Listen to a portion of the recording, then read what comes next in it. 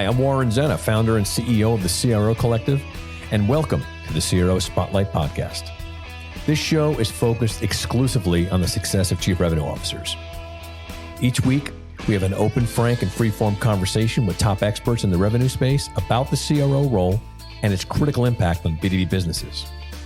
This podcast is the place to be for CROs, sales and marketing leaders who aspire to become CROs, and founders who are looking to appoint a CRO or want to support their CRO to succeed. Thanks for listening. Now let's go mix it up. So welcome to this episode of the CRO Spotlight podcast. I'm Warren Zenna. I am the founder of the CRO Collective. And I'm real excited today. I have a great guest on, a colleague, friend, and a real superstar, Chelsea Olsen, who's the founder of Closed. Chelsea's company helps companies grow their business, develop their pipelines, refine their messaging, and provides LinkedIn training for companies who want to use that platform as a way to increase the expansion of their sales pipeline. So, Chelsea, I'm so glad you're here. Thank you for being here. Thank you for having me. I met Chelsea through, I think it was through LinkedIn, right? We met here, right? Isn't that how we met? What was the way? I think I inquired about your CRO course. I think I reached out to you first. Thank you. Yeah, that's right. And then you started to look at my LinkedIn content. Mm-hmm. Yeah. So it's great. Good. I'm actually really good way to start this conversation. So Chelsea applied to be part of my CRO course, and my answer to her was, if at the time anyway, if you're looking to be a fractional chief revenue officer, I don't know if the course is right for you, because I'm sort of promoting the idea of CROs being full-time employees that oversee revenue function. And I don't know if that's achievable as a fractional, we can talk about that. It's really actually a good conversation. And I remember you were like a little, I want to be part of it. I was like, I understand, but I honestly, I don't want to waste your money, whatever. But then, I followed you. I mean, we had a really good conversation, and I was like, wow, Chelsea's really super talented, really smart, and she's doing really good work. And I learned a lot from you. I was like, wow, this is really the stuff you're talking about is really useful. So we just talked more, and Chelsea ended up helping me with some things, and now we're sort of collaborators, I'd like to think, right? I agree. We're friends, right? Yeah, friends, for sure. You're somewhat of a mentor at times as well. Well, just because I do that, but I don't know. You teach me a lot too. It's mutual. So why don't you just talk a little bit about not just your business and what you do, but how you got there? I think it's a really cool story. So tell a little bit about how'd you end up doing this? Well, it's a long story, so I'll try to keep it short, because I like it when go people for it. when people land the plane with their stories, I like to say. So I was always a bit of an entrepreneur as a young little lady. I was washing cars, having lemonade stands, like hoarding money as a kid. Always liked to generate revenue for myself. And in college, I started a small cleaning business that expanded out a bit and had my first real taste of entrepreneurship. And then I worked in finance, worked in corporate, and always ran another business while working in corporate. So I always had multiple streams of income, always had a side hustle going. And a couple of those businesses did fairly well. And then in 2017, I took a job as the director of business development for an advertising agency, which was a completely new industry for me. Their ICP was so different than anyone I've ever sold to before, because again, I came from finance and banking, and I was tasked with having to generate at least $1 million in revenue the first year. And I had absolutely no idea how that was going to happen because their leads were a mess. So long story short, in having that role, I ended up turning to LinkedIn for lead generation to increase sales for the company and, reach my sales goals. So I turned to LinkedIn. I created this method with LinkedIn, cold email, cold calling, all the things. And it was very effective in this agency. And then I started training other companies and people how to use this method. And I've been doing it ever since, and it's expanded and it's grown over the years to include things like content, which it originally didn't, but that's kind of the spiel. Got it. Yeah. What was the agency? Like what sort of, I don't need to know the name of it. So what was their focus? Were they pure advertising agency? Was it like a full service agency? And who were you trying to sell to? We were trying to sell to top level national nonprofit organizations, so C-suite folks. And again, my background was not that. I knew nothing about the nonprofit space. I didn't really know anything about marketing. I was strictly a salesperson, a revenue person. So I was selling marketing services, and it was a lot of traditional and then digital advertising. So things like TV placements, streaming placements, in-app mobile, different digital ads, social media. I mean, we ran the gamut on anything that was advertising. So the whole thing was completely new, and I had to figure out a way to make it work. They also had an absolutely disgraceful CRM. So when they hired me, they told me, "Yeah, we have leads." They didn't. They did not. Right. They had a messed up CRM, so that took some sifting through as well. But it was a very interesting experience. You go into a role, they promise you a lot of things, and when you get in, it's usually never what they say it's Yeah, going that's definitely the case. to So, be. but you figured it out. Like you have like sort of an intuitive mindset. You're a problem solver. You're a self starter. You went in there instead of complaining and saying, "Oh, you don't have crap for me to work with." You're like, you know what? I'm gonna figure this out. Yeah, exactly. I mean, back in 2013, I was consulting for a tech startup, and I dabbled a lot with LinkedIn back then and even in 2010. So I knew it worked and I knew it had wheels, but I just didn't fully know how effective it could be until I got into this position and really saw, okay, this brings in millions and millions of dollars, not just for myself, but for my clients. Sure. Let's talk about that a bit. What do you think it is you had that mindset? What is it about people who figure things out, solve Mhm. things, as opposed to people who just don't? You know, I think there's Mhm. like certain profiles of people that you put them in a situation and they are self-reliant and they work through problems and they engineer things and they solve problems. And then there are people who sort of need direction and they need systems and they need things in place for them to be successful. And I'm fascinated by this. This is probably something I'm most fascinated with is human beings and the way that they're designed and why, what do you think that is? How do you, what is it about you? Because I'm like you, I just figure things I out. know. I'm like, all right, whatever, I'll do this. I don't, what is that in your opinion or your estimation?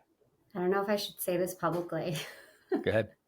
I think it's weakness and strength, to be honest with you. I Okay. think strong people who've been through shit will take things like that and be like, this is nothing. When you've been through real things in life, oftentimes when you're faced with work stuff, you're like, this is a joke. It's not life or death. Like this is okay, we'll just figure it out. Like if you can figure out huge things that happen to you in life, when work comes, you can figure it out. And you also have to have that self-trust. You have to have a track record of being able to figure things out in the past. I think that's important. And then when it comes to people who can't, I honestly think there's just some lazy, there's people who are a bit lazy and they're a bit weak, and that's okay. That's how the animal kingdom works, right? You have leaders and then you have the people who follow. And I don't think humans are much different. I think there are people that are really strong and that there are people who are just not as strong, and that's okay because those strong people need to rise up and help the people who aren't. Yeah, there are smaller percentage of leader profiles, which I think is good, frankly. I agree. You can't all be leaders. Yeah, if everyone's a chief, it can get kind of ugly. No, Mhm. I agree. I think it's interesting. I think so. You're saying then it's a accumulation of experience. So if you're what I'm hearing you say, your opinion is that if Mhm. someone is confronted with a lot of difficulty or strife, that they develop a ability to deal with it, so that when they're confronted with things, they have a different relationship to confrontation or problems than someone who doesn't. At times, yeah. I mean, I'm sure there are people who are leaders that have a domineering personality and have self trust so they can make decisions quickly and trust in their decision making and lead others that haven't had any strife. I'm sure there's a bucket of those folks. And Hmm. there's also a bucket of people who have been through things and just completely roll over and they become the victim for the rest of their lives, right? Yep. But I think in my case and in some of the cases I've seen, if you take a personality trait like mine, where you are just more of a person that's going to figure it out and be a problem solver, and then you add difficulty into it, it kind of creates that recipe for leadership Yeah. and entrepreneurship as well. So you're saying it's more nurture than nature. Maybe for some, yeah. I don't know. It's for me, yeah. I don't know. I think it's a combination. I think Oh, you have, I think people have a innate sort of profile, and then that innate profile is then impacted by their environment, and mhm. it becomes unlocked or exacerbated or expanded, you know, because you put two people in the same situation and they react differently, Yeah. even in the same family. I remember one had a really great mentor conversation with this person for many, many years. And I was asking about this question, which is just how much are we just victims of our circumstances and how much are we in control of things? And, you know, it's an Mhm. ongoing philosophical thing, but his perspective was really interesting. It impacted me. I never forgot this. He told me a story about a woman who he was mentoring for a long time. And she was someone whom had addiction problems and strife, and then she overcame it. She worked through it, and she really developed a really strong kind of recalibration and was able to work through some stuff. And it turned out that she came from a very, very abusive family, really abusive. Like, it was like, yeah, I don't want to get into it. There were some real horror stories. And that she Mhm. had an older sister and a younger sister. And all three of them experienced all this horrific stuff in the family. It was like really bad. Mhm. And her manifestation of this was this kind of period of time where she went through a lot of difficulty and drug addiction. And she became really successful afterwards. And that. And then she had an older sister who was completely fine, like was like a straight A student, and like it was like nothing happened. Like she was like really amazingly resilient. Then she had a younger sister who killed herself. Mm. So she was like, her attitude was, we all came from the same exact place. We all went through the same horrific experience, yet the three of us had much different reactions to it. So, you Exactly. know, our circumstances were factors and things, no question, but we all had different reactions to it. So there is an innate part of this that I Yeah. think it's fascinating. And whenever I talk to a lot of people, as you probably can appreciate in my world, who are business owners and founders, and there's a certain sort of similarity between people, like I'd say like us, you know, whom like you, I always had my own business on the side. Even when I was working at any job, I always had my own job, and I was doing my own thing. And someone would say, "Oh, you know, you can't focus. If you have a job, you should keep that job. Why are you always doing something else?" And I'd be like, "Well, because I like doing my own thing." And it took me a while, I guess, like you, to figure out like how I can just do this myself without having to work with anybody else. And it maybe took me a bit longer than I wanted, but I do think there's a certain profile of people whom I'm amazed and I'm jealous of certain people whom seem to have the ability to work for other people really well. Like they I can work at a, actually agree with that. I I agree with that. can't do it. I think it's amazing. I mean, I can work for other people, but I do agree that there is something beautiful about a, that cohort of people that can really follow direction and that are No just doubt.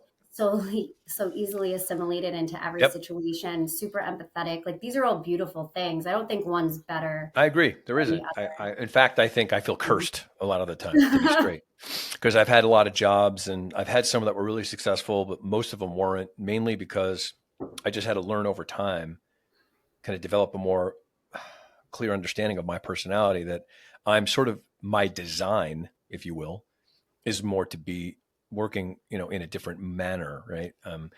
I think I can bring a lot of value to an organization, and I certainly have, but Mhm. there is a resistance in my personality to completely submit or acquiesce to like structure and things. And I know that. And it's sort of like a, you know, it's like a hard thing for me to accept, but I got there. And I think once I did that, I became a lot more successful. It's kind of an interesting, weird conundrum, right? So you have Mm. to embrace your truth, your who you are, and just live with it Yeah. and just accept it and make it, you know. Anyway, just fascinated by that. So let's talk a bit about social selling, because you and I talk about this a lot, and it's what you do, and you're really good at it. How much of social selling, in your view, is really marketing, and how much of it is selling? Well, I always say I didn't want to be a marketer. Like, let's just start there. I don't even like the word social selling, to be honest. I Okay, think it but confuses the hell out of you're people. focusing a lot on using Yeah, social channels as a yeah, means to get a certain outcome, right? 100%. But I Yeah. think it confuses sometimes really successful business owners. They just don't know what the hell the word means. So again, it's so my whole consulting business started more so in just sales and the outreach aspect. So LinkedIn provides you with the ability to find leads, to do outreach to them, and then to do things like comment in their posts to give a little extra nudge and awareness when you're doing outreach. and then scrape leads out of LinkedIn so you can enrich them and do some cold calls and phone calls. So that's what I focused on for most of this business, was that outreach portion. And then a few years ago, I realized, okay, people have changed the way they buy, but we're not changing the way we sell. And by we, I meant me as well. So self-reflection, what you were just talking about in your own self-awareness, like sitting with your business, sitting with yourself and doing that introspection is so important. And I realized like I was missing a huge portion. And that's where that social selling comes in, where, okay, we need content. We need content to accompany the outreach that we're doing. And again, it's not just LinkedIn DMs, it's the cold emails, the phone calls, the text messages, the direct mail. We still need content because people nowadays are so much more inclined to do their own research, and you just have to aid them in their research journey with content. Mm-hmm. Yeah. So I would submit that these things were probably a lot more distinct a long time ago. I mean, I remember I'm an old fart, so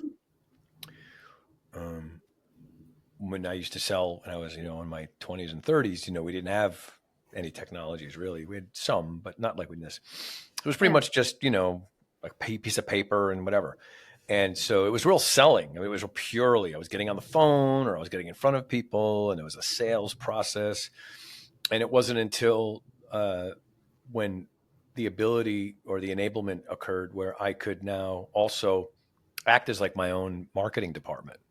Mm-hmm. So I could now not only sell, but I could preface my sales outreach with, like we call content today, mm-hmm. by helping to shape a better message as to why it is somebody should talk to me. I think there's a marketing component to selling that we've sort of lost because we rely too much on a lot of other signals and channels to do it for us.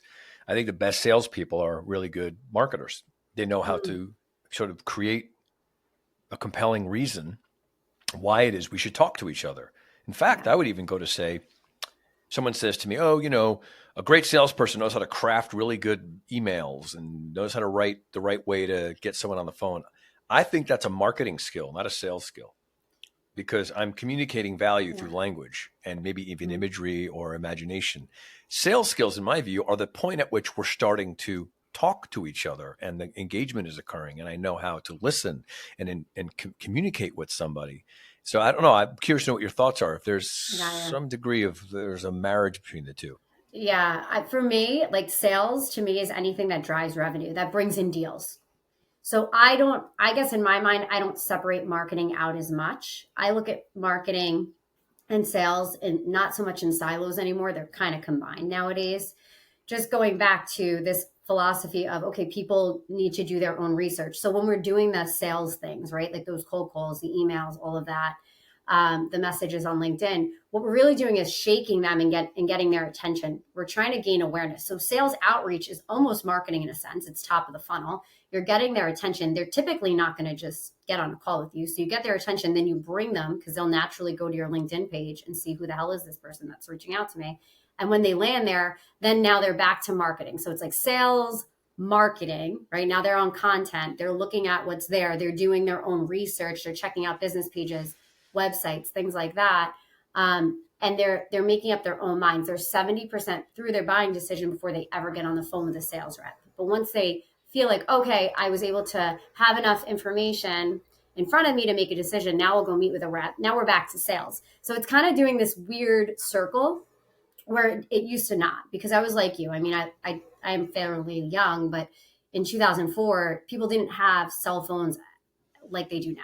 Yep. Information wasn't at their fingertips. So we had to do cold calling. We were the only source of truth on the phone. People would kind of listen to us. They don't do that nowadays because they could just Google or look on LinkedIn for us. So yeah, I think I don't think it's as separate as it once was. And I do agree with you. If you want to be an expert in sales, you have to learn marketing. And that's what I've spent my years doing. Honestly, like I've had to put myself through basically marketing school, learning how to copyright, learning how this content thing works, because it was not natural for me at all.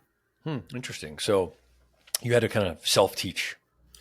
I bought programs. I learned from other people who were successful at it. I hunted down people that were really successful. And I said, show me why this is working for you and why it's not working for me. Case in point, content. I was flopping. No one listened to me. I have the same face. I have the same knowledge as I did 3 years ago, but no one would listen to me on LinkedIn. I got zero engagement, no leads, no attention. And then I hunted someone down who was doing it well, and I paid them to teach me. Mm-hmm. And they taught me how to write specifically for the algo and what I was doing wrong. What were some of those things that you did differently? Like, what would you say were the key changes you made that started getting you results? Well, I learned how to write, which is it's such an important skill, and specifically how to write for the LinkedIn algorithm, because I spent thousands, like well over $10,000 on agencies who told me that they were experts in LinkedIn and social media. They created content and it also did not perform well. So I had to learn how to write for the LinkedIn algorithm. And there is such a specific way to write on LinkedIn. And if you don't know how to do it, you're not going to get any engagement. Your content's really not going to work. I mean, it still needs to be there because you're shaking people, right, via cold email, and they're going to come to your page. So you need something there. But if you want to do this the right way, you need to hire someone who knows exactly how to write for the algorithm. It's interesting because I'm sure that's obviously has to be true, because I know that these platforms are designed specifically to this way. They evaluate the content, and they favor things that are written and designed. So I know this.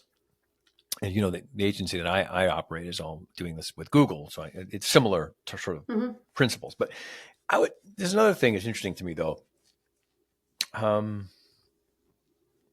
This might be somewhat anecdotal, but I know a number of people, maybe enough people, where this is probably true. But I'll speak to one specifically. I don't want to name any names, but there's a friend of mine who I'm very close friends with, who I think is one of the, if not the number one, or one of the top 5 or 6 people who has most followers and engagement on LinkedIn. Mm-hmm. And he has been for a really long time. And I talked about this a lot because we talk about it. And he's never, ever once evaluated any of these algorithms or formats. He thinks it's all bullshit. Mm-hmm. And he just writes stuff, and he's built this huge audience because of that. So he's sort of, in a way, his opinion is, and he says it a lot, is just write things that people want to listen to and share, and they will. And there's a lot of wisdom to that. I mean, it's like anything. I mean, if I do train people how to speak on video and in live events, because I do a lot of it. I know how to do it, and I can try to maybe, how do I say, reverse engineer what I think works. But then there's someone that goes up on stage and does everything opposite, but they're brilliant, and you think they're awesome, and they broke every rule. So there is another sort of unmeasurable component to this. You're saying, however, that you did it a certain way, and then you made those changes and it worked. I'm the same person, right? So I have the same exact brain. I write the same way. I have the same tone. I'm very direct, all these things. What some of these folks who say that, I think are experiencing, and I'm not saying it's him or her. Maybe this person is just such a fabulous writer, because it could be possible. They're just so fabulous that it doesn't even matter what their format's like, because they're just that good. Or maybe they're doing the right format and they don't even realize it because they're just so unaware. Sort of thing. Yeah. They might just know how to do it because they're an amazing writer. But what a lot of these people, what I see is they created their brands on LinkedIn in 2010, 2015, 2018.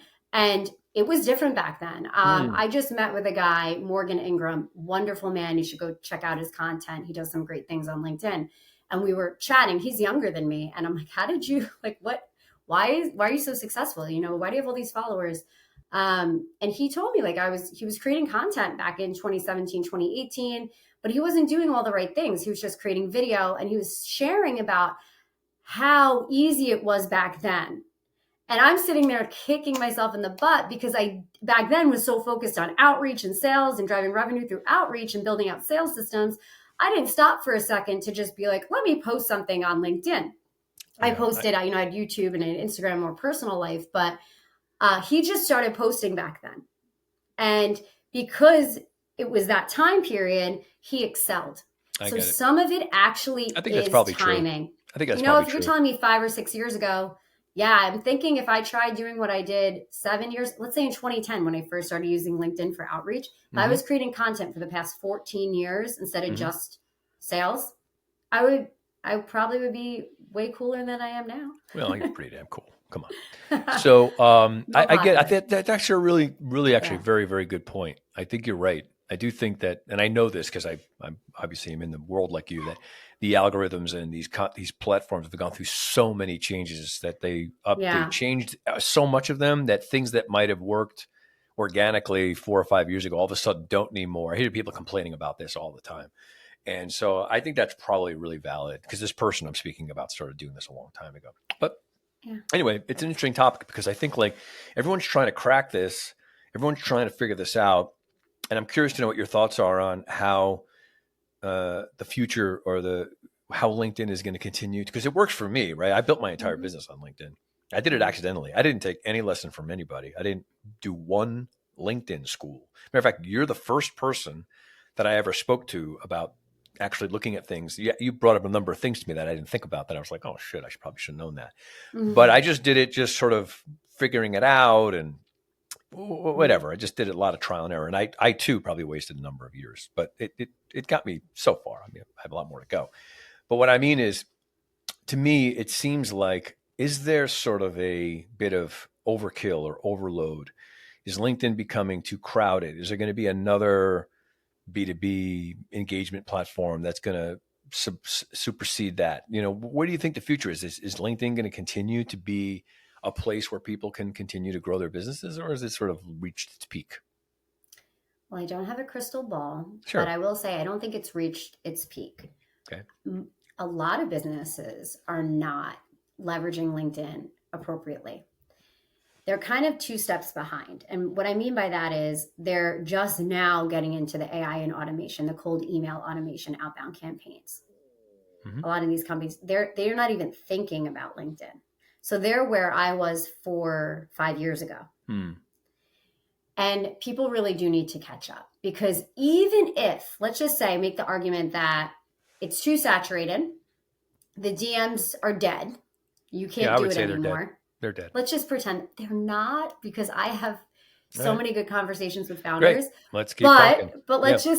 let's say that it's just one of these things that people are like, I'm done, right? Um, you still need to have content there for people to do their own research. Your website is not enough anymore. Sure. Like That's you for need a sure. LinkedIn page just as much as you need a website.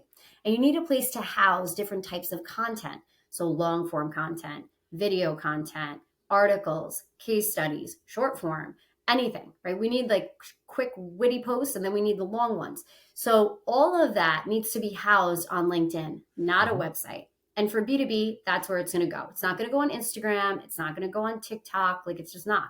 So LinkedIn is this platform that has to hold it for you. So when your sales team or whomever is doing outreach and you're drawing people in, they have a hub to go to do their own research. That's just what needs to happen. Mm-hmm. So I really don't think it's going anywhere. And then the other thing is there's another side to LinkedIn that no one's talking about that's seriously expanding, and that's making your sales rep, your SDR team, sometimes your marketing team, brand ambassadors for your business. So everyone focuses on the business profile, which we know gets basically no attention, just still needs to have info there. But people connect with people. So businesses should be taking their sales personnel, their salespeople, and turning them into brand ambassadors on LinkedIn. I mean, this is like the number one thing that people Mm-hmm. need to be doing, and they're not. So there's a sea of opportunity, a huge sea of opportunity, and people need to tap into it. And when it's dead, I don't know, but let's like ride it out until it is. Yeah. Okay. I would agree with that. And I think there's other things I'm seeing too happening with it. And I'm in agreement. I think that LinkedIn is underutilized, which is good news because that means that you could utilize it better. Correct. No Yeah. doubt. You could be like an outlier there. And there's a lot of Hmm. like LinkedIn posts that go out and get this stuff that I think is actually really funny. People making fun of LinkedIn. I remember I saw this great video just about a week ago. Like it was like a scenario, like what it would be like if four people were sitting around a table talking to each other like they talk on LinkedIn. I'd like to announce that I'm just got a new job as a chief, like people don't talk like this to each other and they don't do it. And I think there's a lot of ridicule to the way in which LinkedIn has created or curated a certain language and the way that people announce things, or, oh, I'm so grateful and humbled to be X, and all this nonsense. But when you break through the clutter and you're really genuine and you just talk the way you normally do, I think it's actually a breath of fresh air. And if you have a good thing to say and you have a good thing you're trying to push on people, then I think that you can make a big impact. So I agree. I say this mainly because I think that nothing lasts forever. Everything has an end point, right? Mm-hmm. And so is there a way for people to think, like, for example, like X has changed everything on that side of the coin, right? It's become a much better platform, in my opinion, for stuff like this. I'm seeing a lot of my friends like doing amazing stuff on X, and You're I'm not not so doing enough censored. there. Yeah. Me neither. I don't do anything on X. And why is that? Admittedly. Bandwidth. Mm-hmm. I honestly have to be very selective in how I use my time. Our time is our most valuable resource. And right now, I have to focus on what's going to drive the most revenue for me. And that's LinkedIn at the moment. And then the other things I do as well. I understand. But that's mainly why. I also want to talk about one thing you were saying. I think what you were just talking about, where people speak in jargon and highfalutin, and they speak in this odd way that they would never talk normally, is actually the biggest problem that companies face, is that they cannot properly communicate what they do and what they're selling. They try to confuse people and make it clever instead of just saying what it is they do. Mm-hmm.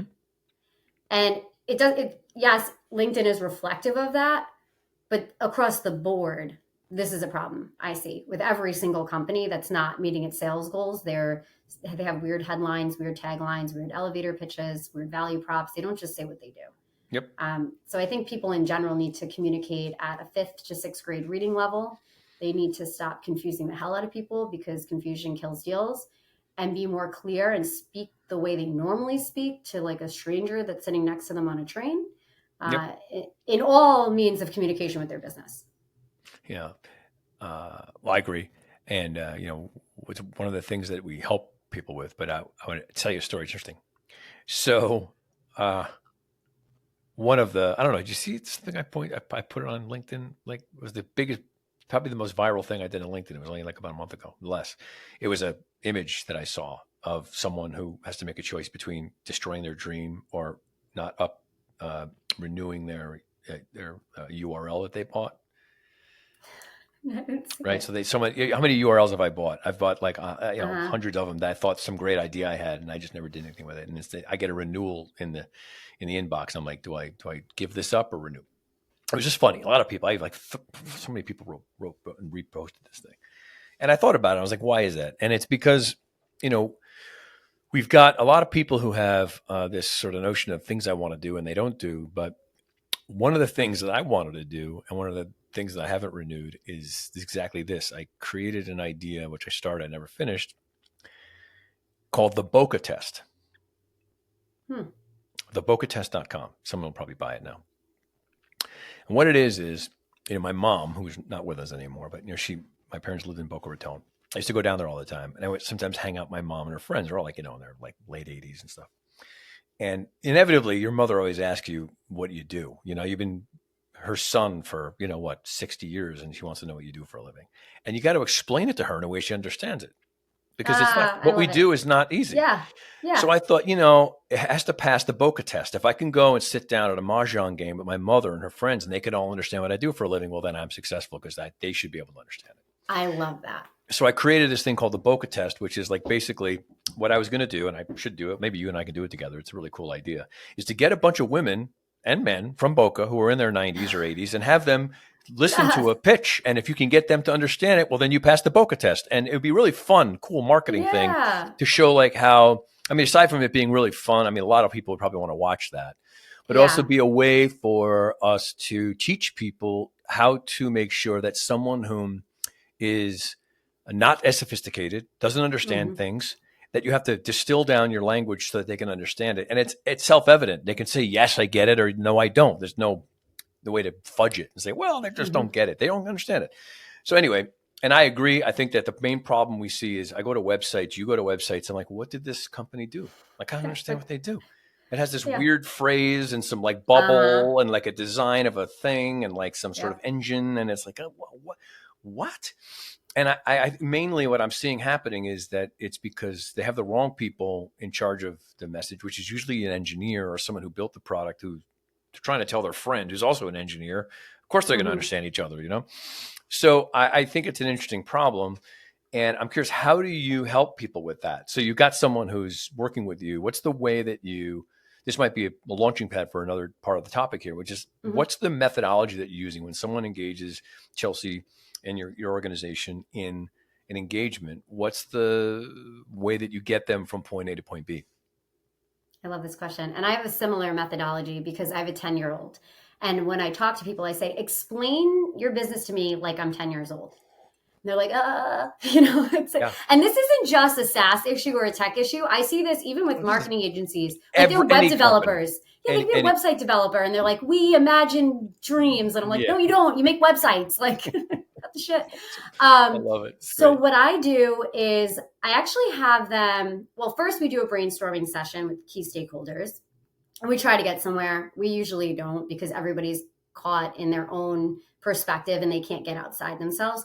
So I actually leverage things like Perplexity AI, which I love, similar to ChatGPT. Sometimes we use ChatGPT, and we upload like the Cape Stack, any information on the company, case studies. We give Perplexity the website, right? We give the AI tool so much information, and we say, okay, write me a clear elevator pitch and a value proposition based off this information. And then what I ask the AI tool to do is to communicate what this company does to me like I'm a 10-year-old.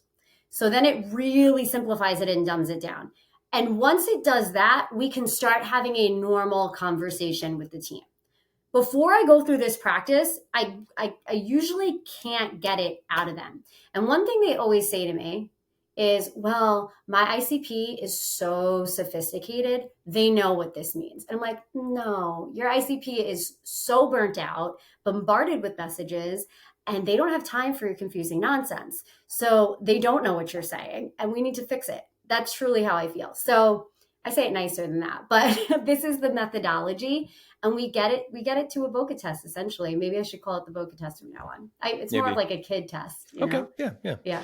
The toddler test or something, right? Yeah. So Well, Chen's not a toddler. Don't tell my daughter. She would I kill won't. you. So this is interesting. So let's talk about your client. Like, who is it that you optimally work with, and who do you help? So I truly run the gamut. I help B2B companies. They can be service based or they can have a product like a SaaS product. It's my methodology works. We do make some tweaks, but my methodology works regardless of what you're selling because we just go through the same frameworks, but we make it unique to you and your ICP because we have to really understand who you're selling to and who your current clients are. And once we do that, we can adapt it. But what I'm telling people to do, it's not rocket science.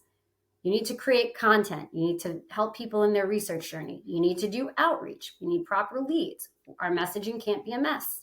It's like the same stuff that everyone knows, but they're just not doing it. They're not holding SDRs accountable or sales reps accountable, right? It's like the things that we all know we need to do as business owners, but just for some reason, these multi-million-dollar companies aren't doing it. Yep, that's for sure. What is your optimal like stage of the company that you work with? Well, it depends if it's, a tech startup, right? I need them to be well funded. I need funding there so they Mm-hmm. can invest in me and my support. But oftentimes I'll work with companies that have been around for a long time, like 5, 10, 15, 20 years, that mainly operated off word of mouth. And they are making, somewhere near 20 million a year, sometimes less. And they don't have an outbound sales system in place and they want to modernize their approach to sales and they want to scale. Yep. And is it all through LinkedIn? 100% LinkedIn? Is how you get your business? No, definitely not. So it depends what I'm doing, but cold email is Okay. still important. So I still do that. I don't do cold calling. I don't sit there and cold call for myself. Mm-hmm. That's one thing I'm just like really happy to be done with at this season of life. Mm-hmm. And then yes, LinkedIn and referrals as well for me because I built a network of people. So referrals are always quick to close. But it's not just LinkedIn. And it's Right. not just LinkedIn. And even if it is a lot LinkedIn, it's not like just DMs or the content, right? It's kind of everything together, It's like a holistic approach. which is what I tell my clients to do. But I Mm-hmm. also tell them to cold call and send text messages. So Got it's the it. only difference. Yeah. So when you speak to these clients, they first engage you. What are the most like top three common things you see that you need to look at? What are the things that, like, if someone's listening to this right now, what are the Mm-hmm. things that they should be thinking about, like that you recognize that they're not doing right, or that need to be fixed, or that you go to work on first? Some commonality in these are trends that you see among across all your clients. So I would, the past version of me would say outbound, they need an outbound sales system. But this version of me is going to say number one is that messaging. It's just they're not clearly communicating with their prospects on what they do and how they can solve their problems. That's number one. They're not clear in their communication. And then number two would be the outbound sales system. They don't have a proper sales system in place. They feel confused and lost, and they don't know what to do every day and how to drive business and get new leads. And then number three would be accountability. So there needs to be a system in place to hold whoever's responsible for sales responsible for doing the activities that drive sales. Got it. Got it. And who's usually your client? Is it usually the founder, the CEO, or is it? It actually, so it could be the founder. So sometimes if it's like a founder led sales situation, but usually it's not. A lot of my companies, I will close the deals with the founders, but then I'm working with like a VP of sales, director of business development, sometimes a CRO. But it's, there's usually that distinction at that point. But I have helped founders as well. Mhm. I just Yeah. helped a startup founder generate a ton of money in their pipe, but they're dealing with funding. So again, like startups are a whole thing for me. I'm like, oh, been dealing Yeah, with it them since is. 2013. It's like, as a consultant, it can be hard. It can be a Yeah. challenge. Yeah. Yeah. Mm-hmm. Startups are tough. There's no doubt.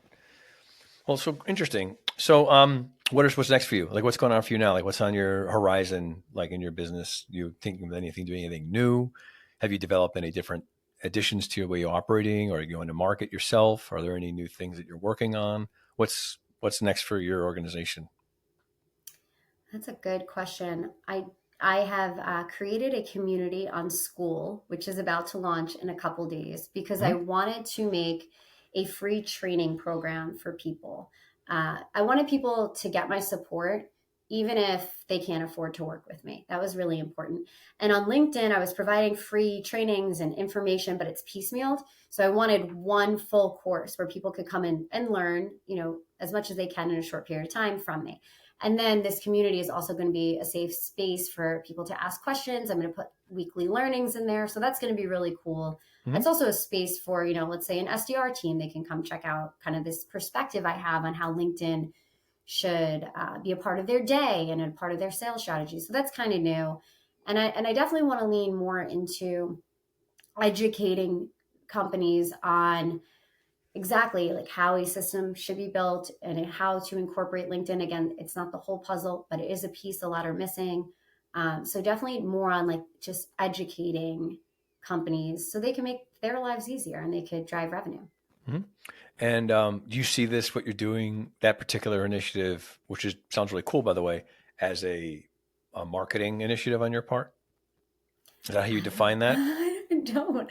I swear I am so sales oriented, and maybe I'm wrong. I could admit it. I'm just thinking about it It's because it's an like, interesting topic, right? I mean, these yeah, things sort of it's sales. do, I mean, I know you can generate, without question, it's obvious how you can generate clients from that effort. It's obvious.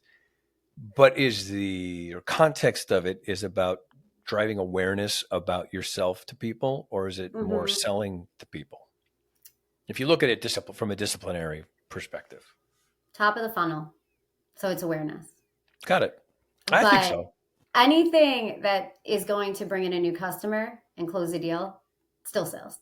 That's why I Yes. don't think they should be Look, more I agree. merged. Look, They should you be and I are in the friends. same boat here because Yeah. we're entrepreneurs, so we sort of have to Mhm. do these things at the same time. Like I don't I have know. like you, I don't have like a sales department. I can go to them and No. say, I want you to focus on these specific motions, and their sales are about getting pipeline and stuff. Like you, I'm out there trying to provoke some conversations with people and have them think differently about things that might have them either one of two things, might walk away smarter and go, wow, I didn't think about that. I'm going to implement that. And then, they may remember I got it from Warren's podcast or his content, and I'll never forget that. And it may later on result in a relationship where they actually end up hiring me to help them in a little more deeper way. But it's a marketing thing, really. But I'm selling at the same time, right? I mean, you've seen me do these things. So I'm sort of in this weird dual role where I'm selling and marketing in one motion. Yeah. And I feel the same way. And some of it is truly me wanting to help people. So then it falls into, okay, I'm not going to sell to this person and I'm okay with that. And I am just going to go this education route. Yep. And then the other side is, okay, no, this is someone I would want to sell to. So it's a lot. Being a solopreneur is a hard thing. I've had companies with employees, and that's its own challenge in itself. But really going after all of this, you have to do everything. I am the accountant. I am the marketing department. I am the sales. It's a lot. I'm with you. I know it is. It's crazy. It's tough. So, well, look, any other any final notes, anything you want to say, anything you missed, anything you wanted to talk about that we didn't get into? No, I was just going with the flow. Trusted you to host an amazing conversation. That's how we do it here. That's how we do it here. We just go with the flow. I love it.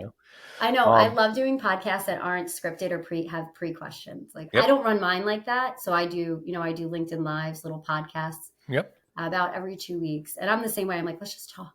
Yeah. Let's have a conversation. I mean, look, people want to hear two people have a conversation. It's much more interesting, right? You sort of, in a way, feel like you're experiencing something that's happening organically. And with that, there's a certain theatrical reality to it, right? That you don't know where it's going to go. And I'm glad that the podcasting medium has developed into that, because there was a while it was really stale. You kind of got to give Joe Rogan credit for this, I guess, because he'll sit and talk to them for 3 hours, and it's really cool just to hear this conversation just go on and on and on. And if it's an interesting thing, you listen to it. So anyway, I appreciate you saying that, because it's important to me that that's the way this is, and something always comes out of it. Something always does. It's always amazing, right? You never know what's going to happen. But I'm a big fan of yours, and I think you're awesome. And I really want to thank you for doing this and being here, and for the help you've given me. You've really given me a lot of really great insights and stuff, and I'm sure we'll continue to do that. And I know you'll be really successful. And thank you for the conversation. Yeah, thank you for having me on.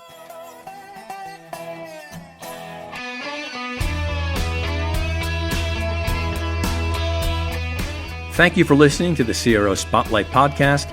The CRO Collective's mission is to help CROs succeed and help founders and CEOs build CRO-ready organizations. You can find out more information about our services at thecrocollective.com. That's thecrocollective.com. And we look forward to having you join us next time.